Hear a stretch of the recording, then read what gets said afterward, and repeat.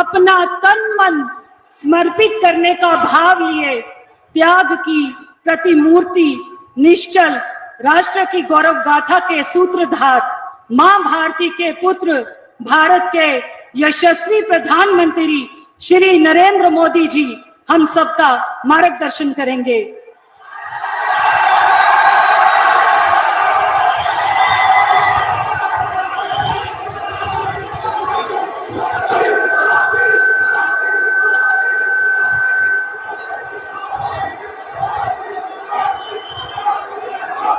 भारत माता की, भारत माता की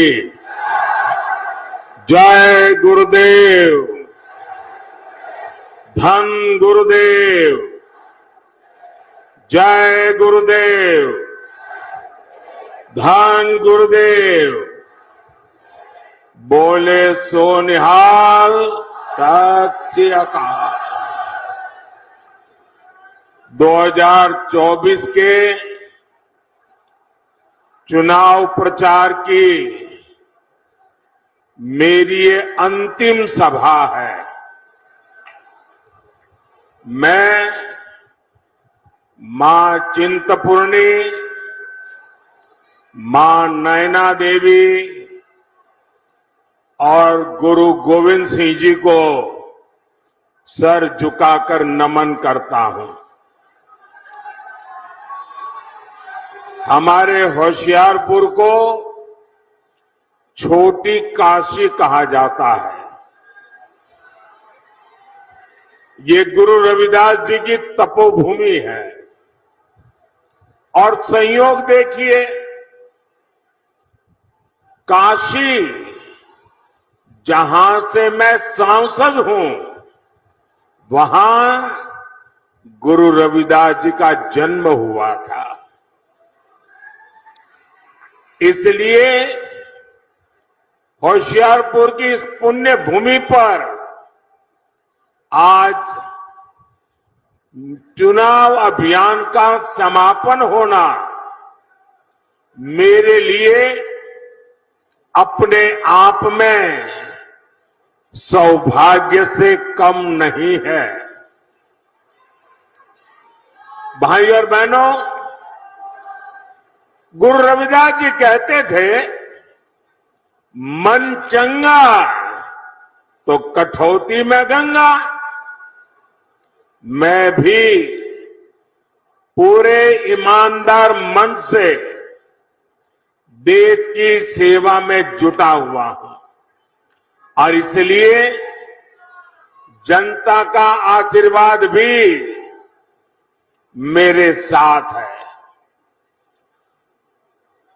मैं देश भर में जाकर के आया हूं। जनता जनार्दन ने तीसरी बार मोदी सरकार बनाना पक्का कर लिया है।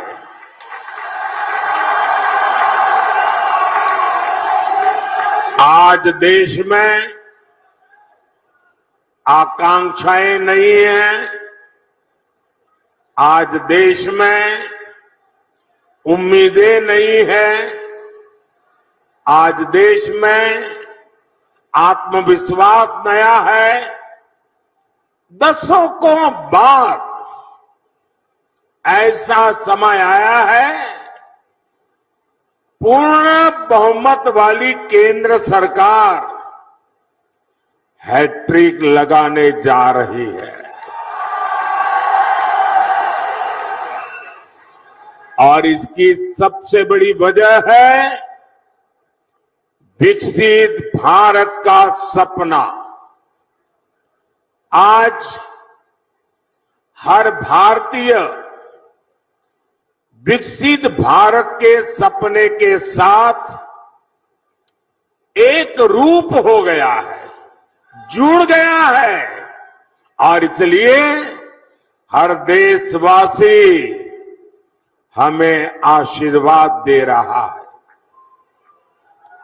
साथियों, आपको याद होगा मैंने लाल किले से कहा था, यही समय है सही समय है। और आज फिर कह रहा हूं, 21वीं सदी भारत की सदी होगी।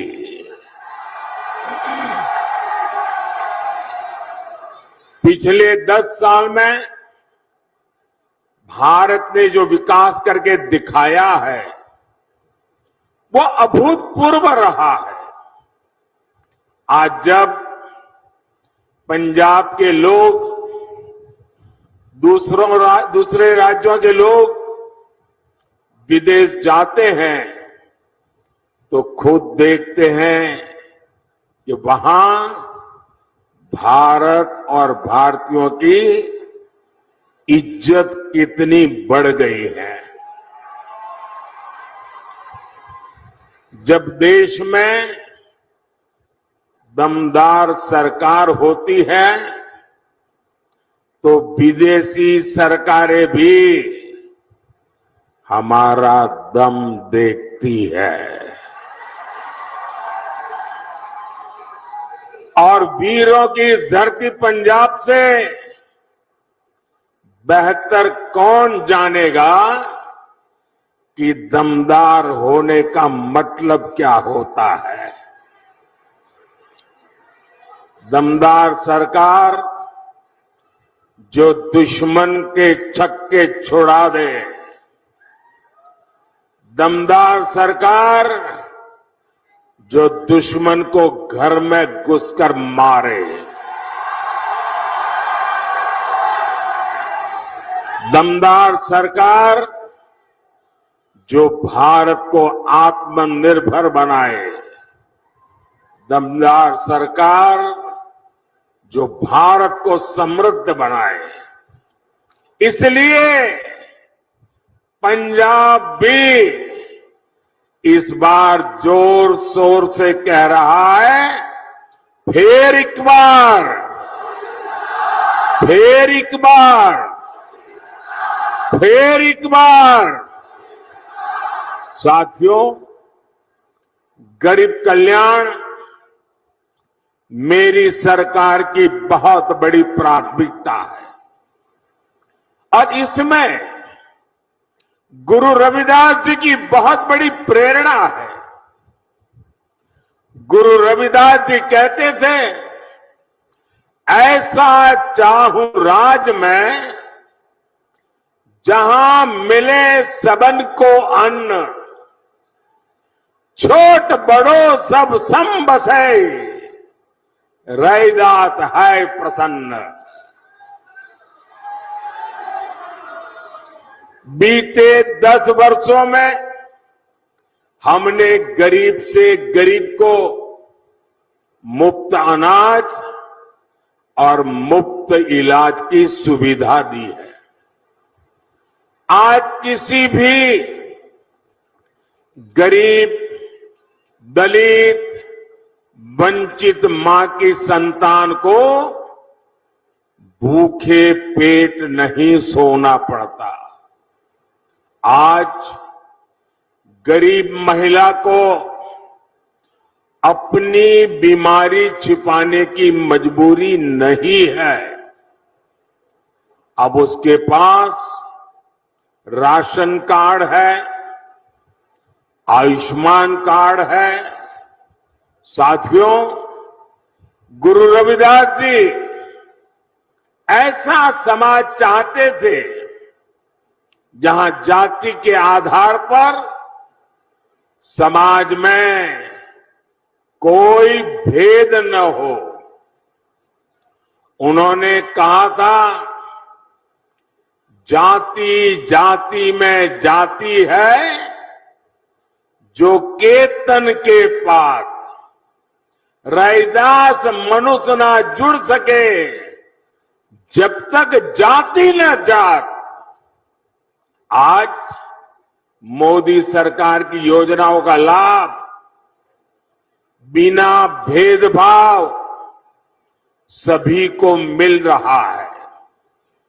सभी को पक्का घर मिला, बिना भेदभाव सभी को मुफ्त गैस कनेक्शन दिए मिला, बिना भेदभाव सभी को शौचालय मिला, बिना भेदभाव सभी को बिजली कनेक्शन मिला, बिना भेदभाव ऐसी योजनाओं ने गरीब और दलित के लिए स्वाभिमान से जीना संभव किया है। यही तो गुरु रविदास जी की सीख है। यही सबका साथ, सबका विकास हमारा सुशासन का मंत्र है। रविदास जी ने यह भी कहा है, 100 बरस लौ जगत मही, जीवत रही करू काम, रैदास कर्म ही धर्म है, कर्म करहु निह काम। अर्थात 100 वर्ष का जीवन हो तो भी पूरे जीवन हमें काम करना चाहिए। वो कहते थे कर्म ही धर्म है। गुरु रविदास जी की ये भावना हमारी सरकार की कार्य संस्कृति में झलकती है। चुनाव की इस भागदौड़ में भी हमारी सरकार एक पल भी व्यर्थ नहीं कर रही है। सरकार बनते ही तीसरे टर्म में अगले 125 दिन में क्या होगा, सरकार क्या करेगी, सरकार कैसे करेगी, सरकार किसके लिए करेगी, सरकार कब तक करेगी, इसके रोड मैप पर काम कर लिया गया है।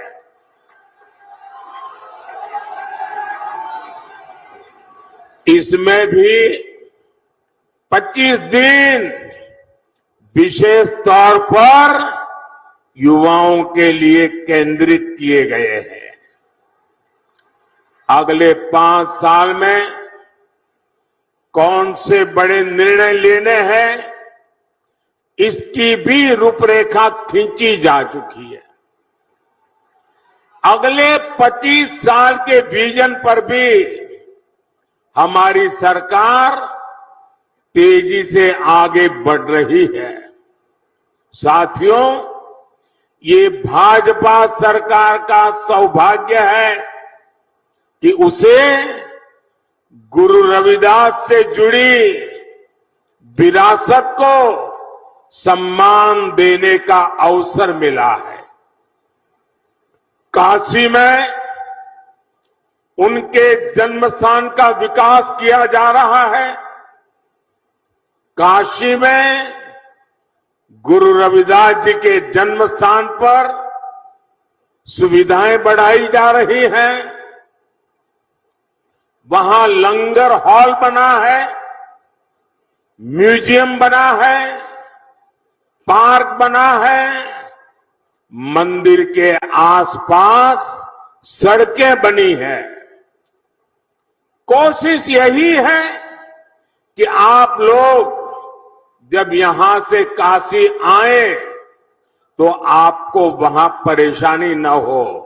और इतना ही नहीं, मैं काशी का सांसद हूं, इसलिए जब भी आप काशी आए ना तो आप मेरे मेहमान हैं। और मैं मेहमान नवाजी में कोई कमी नहीं रखता हूं।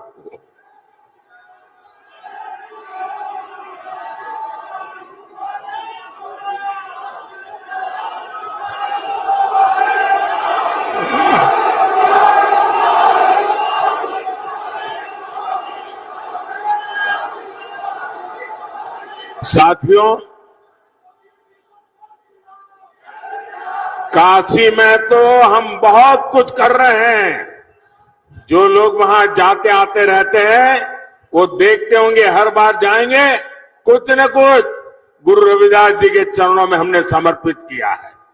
लेकिन इसके अलावा मध्य प्रदेश में गुरु रविदास जी के विशाल स्मारक का शिलान्यास का अवसर भी मुझे ही मिला था।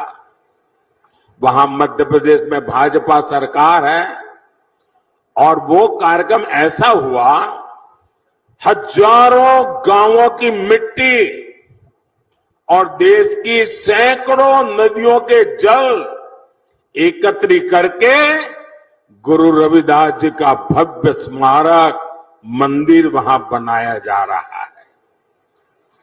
भोपाल में ग्लोबल स्किल पार्क का नाम भी गुरु रविदास जी के नाम पर रखा गया है। दिल्ली में भी तुगलकाबाद में गुरु रविदास जी महाराज का जो पवित्र स्थान है उसे और दिव्य बनाना भी ये हमारा संकल्प है। इसके लिए सुप्रीम कोर्ट से जमीन की विशेष मंजूरी भी ले ली गई है और आज जब मैं होशियारपुर आया हूं तो अपने मन की एक और बात आपको बताना चाहता हूं। आपको पता है कि हमने अयोध्या में प्रभु राम का मंदिर तो बनाया, जय श्री राम। 500 साल बाद अयोध्या में भगवान राम का मंदिर बना और आपको खुशी होगी, ये अयोध्या में प्रभु राम जन्म स्थान का पहला लड़ाई अगर किसी ने लड़ी थी तो मेरे सिख भाई बहनों ने लड़ी थी और तब से लड़ाई चली और आज राम मंदिर बना है। राम मंदिर तो बना, लेकिन यात्रियों की सुविधा के लिए हमने अयोध्या में एक बहुत बड़ा हवाई अड्डा बनाया, लेकिन हवाई अड्डे का नाम हमने महर्षि वाल्मीकि के नाम पर रखा है। यानी राम जी के पास जाना है, रामलला के पास जाना है, पहले वाल्मीकि जी के पास जाना होता है। इसी प्रकार मेरी इच्छा है कि आदमपुर एयरपोर्ट का नाम भी गुरु रविदास जी के नाम पर रखा जाए।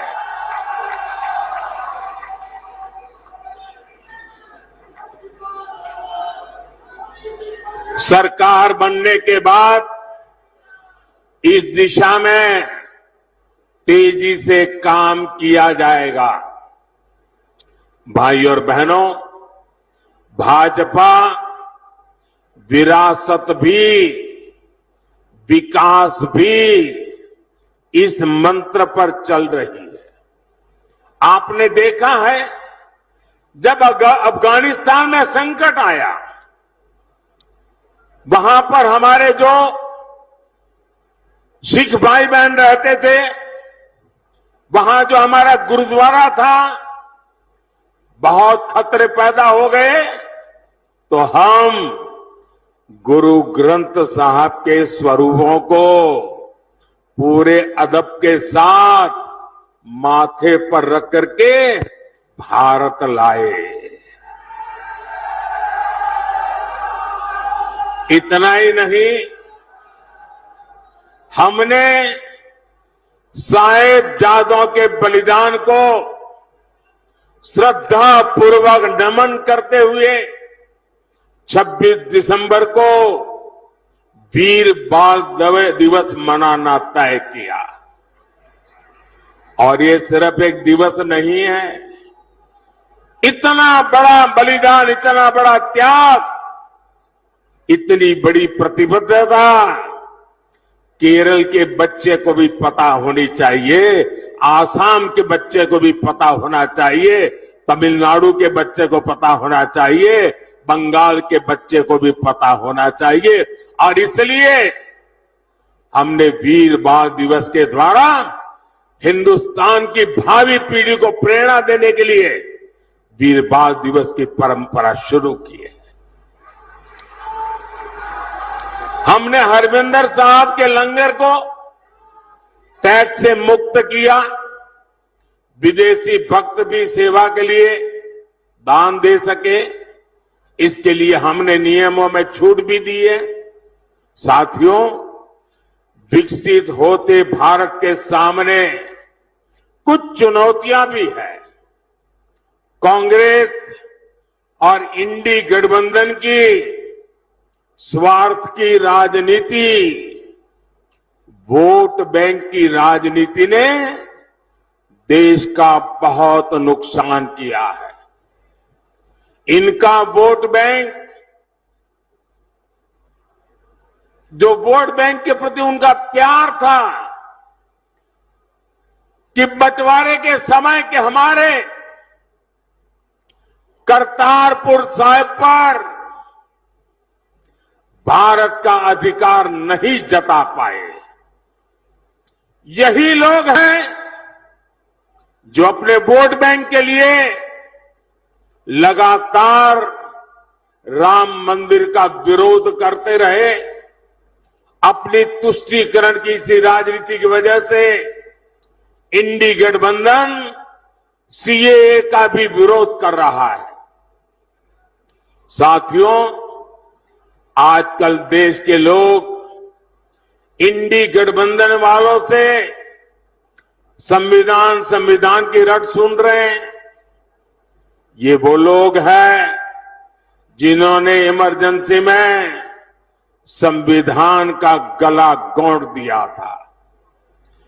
जब 84 के दंगों में सिखों के गले में टायर बांधकर जलाया जा रहा था, तो इन्हें संविधान की नहीं सूझी।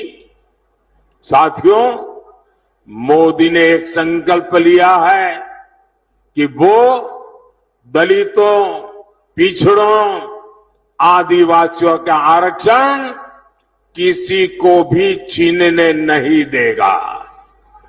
अपनी सरकार के 10 साल में मैंने लगातार एससी, एसटी, ओबीसी के आरक्षण की रक्षा की है। ये कांग्रेस और इंडी गठबंधन वाले मेरी इस कोशिश से भी भड़के हुए हैं। दरअसल आरक्षण को लेकर इनके खुद के इरादे बहुत खतरनाक हैं। इनका पूरा track record SC, ST, OBC का आरक्षण छीनने का रहा है। सरकारी नौकरी में धर्म के आधार पर आरक्षण हो, स्पोर्ट्स में, सरकारी टेंडर में धर्म के आधार पर आरक्षण हो, यूनिवर्सिटी के दाखले में धर्म के आधार पर आरक्षण हो, ये संविधान की भावना का, बाबा साहब आंबेडकर की भावना का अपमान कर रहे हैं। ये दलितों और पिछड़ों का आरक्षण छीनकर उसे सिर्फ और सिर्फ मुसलमानों को देना चाहते हैं। ये धर्म के आधार पर देश को बांटने की एक और बड़ी गहरी साजिश है।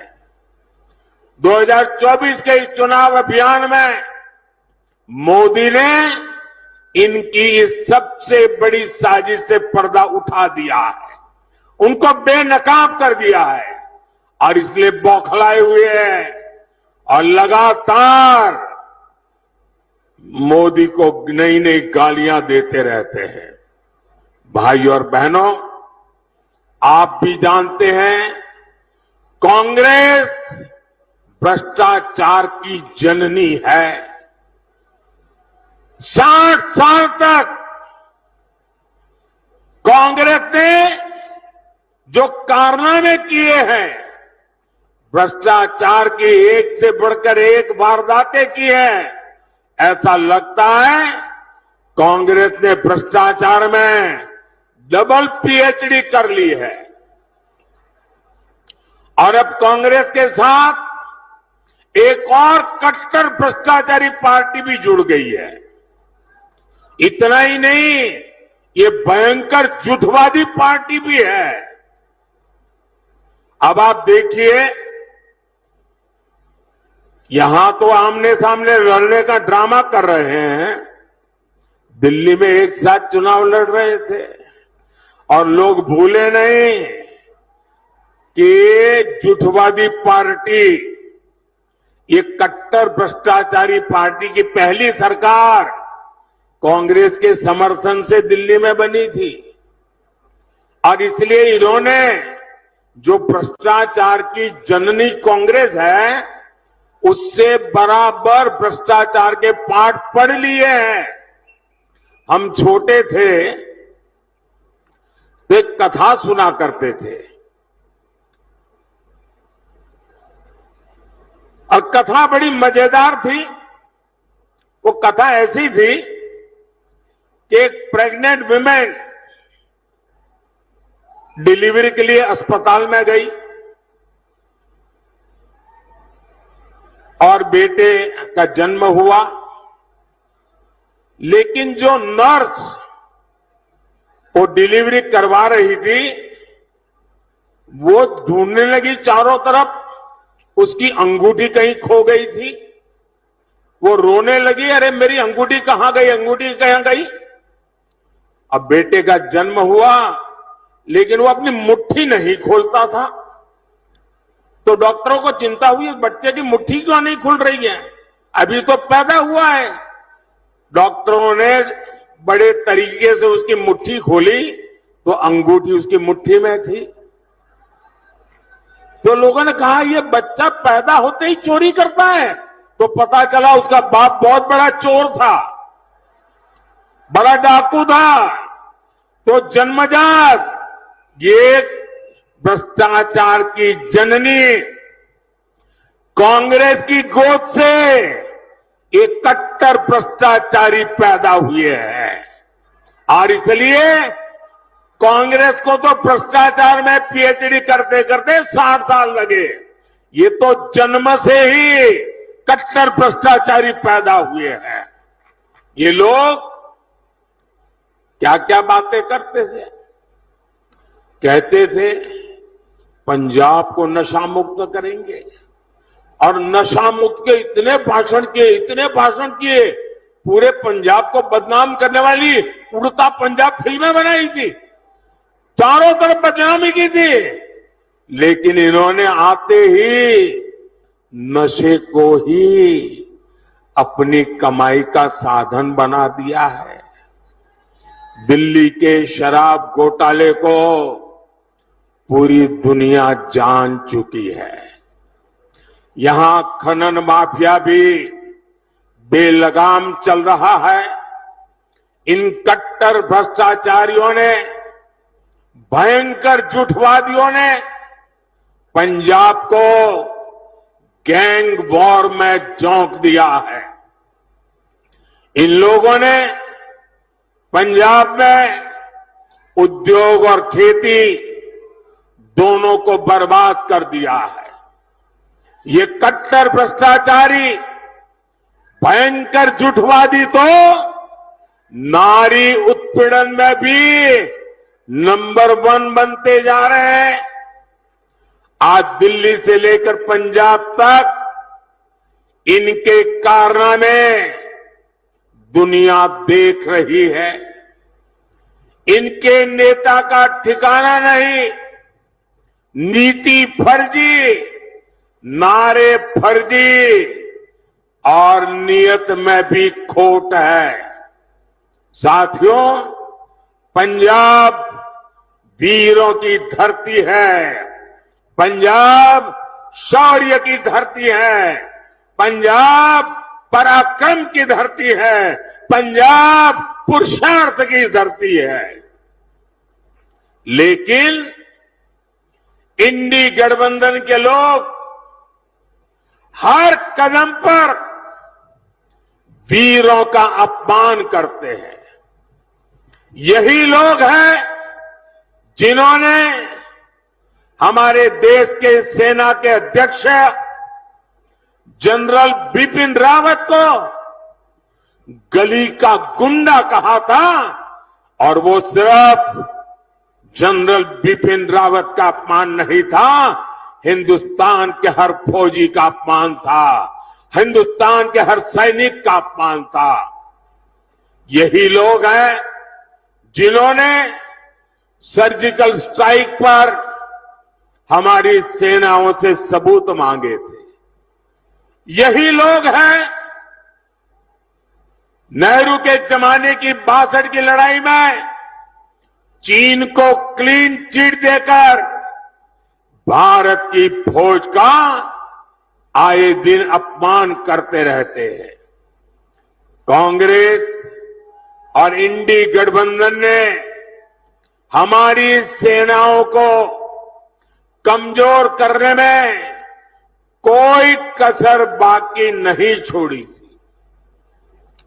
याद कीजिए, देश आजाद हुआ तब से जीप घोटाला हो, बोफोर्स घोटाला हो, सबमरीन घोटाला हो, आर्मी के लिए ट्रक घोटाला हो, इन लोगों ने हर मौके पर देश की सेना की जरूरतों की चिंता नहीं की, देश की सेना की शक्ति की चिंता नहीं की। इन्होंने लूटने की योजनाएं बनाई, चोरी करने की योजनाएं बनाई, भ्रष्टाचार करके देश के खजाने को खाली करने की योजना बनाई है। ये लोग हैं जिन्होंने तेजस फाइटर प्लेन के प्रोजेक्ट को ठंडे बस्ते में डाल दिया था। यही लोग हैं जिन्होंने वर्षों तक सेना के अंदर एकरूपता, एकात्मता लाने के लिए सीडीएस पद के गठन को लटका कर रखा। यही लोग हैं जिन्होंने सेनाओं को आधुनिक बनाने के लिए जरूरी रिफॉर्म्स नहीं होने दिए।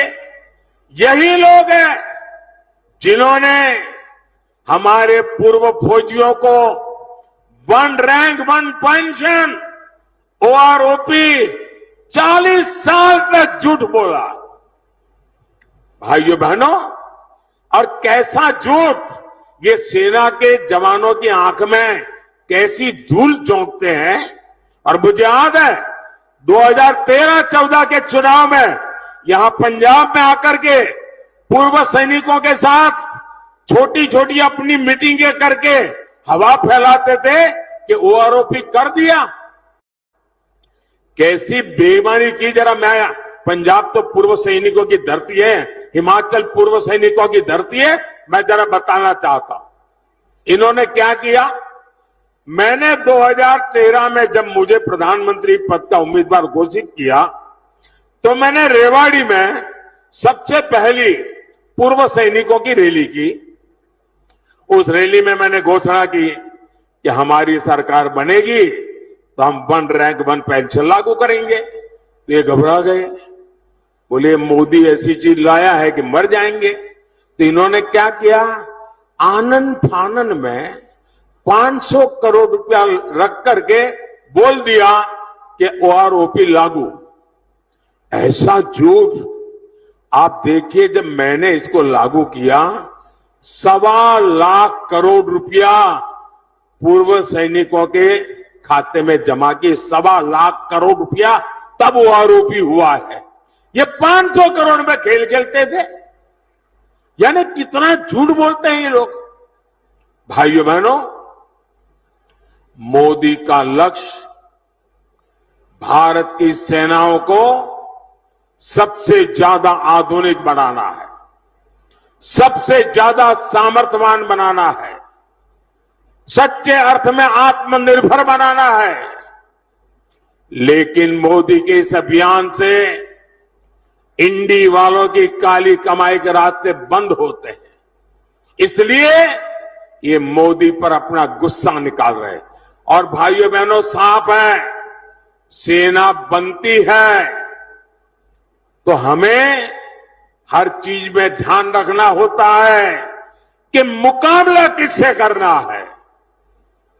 लड़ाई होगी तो किसके साथ होगी, युद्ध होगा तो किसके साथ का होगा, उसकी ताकत क्या है, उस हिसाब से हमारी की सेना को तैयार करना होता है। सिर्फ 26 जनवरी में परेड के लिए सेनाएं तैयार नहीं की जाती है, सेना लड़ाई के लिए तैयार की जाती है, दुश्मन के दांत खट्टे करने के लिए तैयार की जाती है, मां भारती की रक्षा के लिए तैयार की जाती है। लेकिन इन्होंने सेना को भी राजनीति का हथियार बना दिया है। इससे बड़ा पाप कोई नहीं कर सकता है।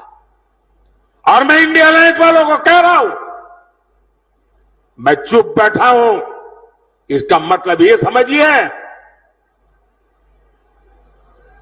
गलती मत कीजिए मोदी को समझने की। अगर मोदी जिस दिन मुंह खोलेगा तुम्हारी 7 पीढ़ी के पाप निकाल करके रख दूंगा।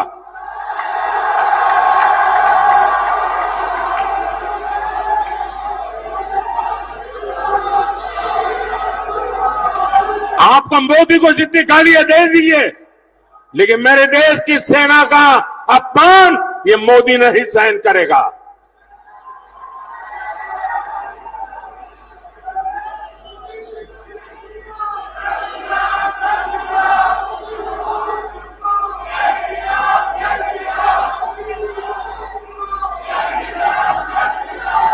भाई और बहनों, गरीब का ये बेटा हर गरीब को, दलित को, पिछड़े को विकास की नई ऊंचाई देना चाहता है। आने वाले 5 साल मेरे किसान भाई बहनों के कल्याण के लिए, मेरे गरीब भाई बहनों को गरीबी से बाहर निकालने के लिए, हमारे नौजवानों को नए अवसर देने के लिए और हमारी नारी शक्ति की भागीदारी को बढ़ाने के लिए उत्कृष्ट समय होने वाला है। आजादी के 75 साल में जैसा समय नहीं आया, वैसा समय आने वाले 5 साल में आने वाला है।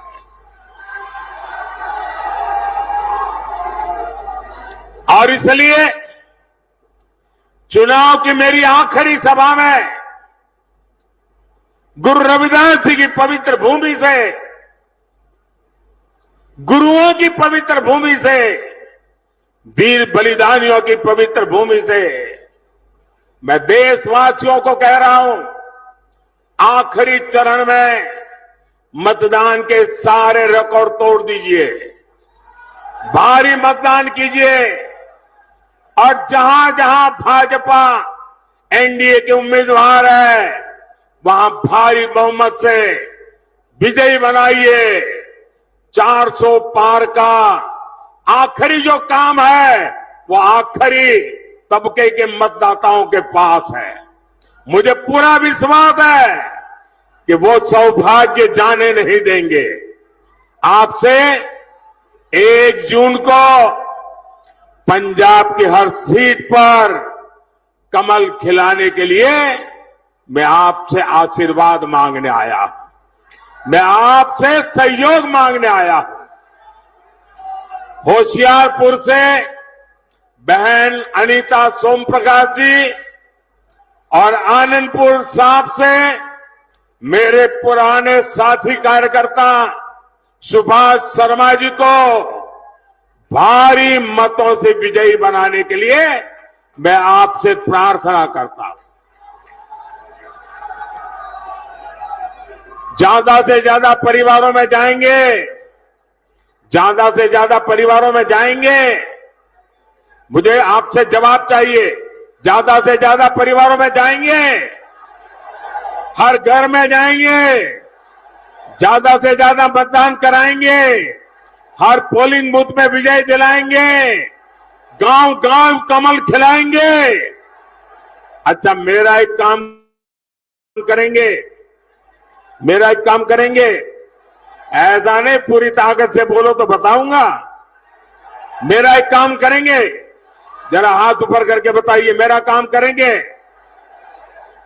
देखिए, यहां से जाने के बाद अपने मोहल्ले में अपने गांव में जो भी देवस्थान हो, गुरुद्वारा हो, वहां पर जाना और मोदी की तरफ से वहां माथा टेकना और हमें गुरुओं से आशीर्वाद चाहिए, हमें हमारे परमात्मा से आशीर्वाद चाहिए, लेकिन आशीर्वाद मोदी के लिए नहीं मांगना है, आशीर्वाद मोदी के परिवार के लिए नहीं मांगना है, आशीर्वाद मांगना है विकसित पंजाब बनाने के लिए, आशीर्वाद मांगना है विकसित भारत बनाने के लिए। और इसलिए आप सबसे मेरा आग्रह है कि मेरा ये काम जरूर कीजिए, हर गुरुद्वारे पर जाकर के, हर देवस्थान पर जाकर के मेरी तरफ से मत्था जरूर टेकना। मेरे साथ बोलिए, जय गुरुदेव, जय गुरुदेव, धन गुरुदेव, धन गुरुदेव। श्री वाहेगुरु जी का खालसा, श्री वाहेगुरु जी का खालसा। भारत माता की, भारत माता की। बहुत बहुत धन्यवाद।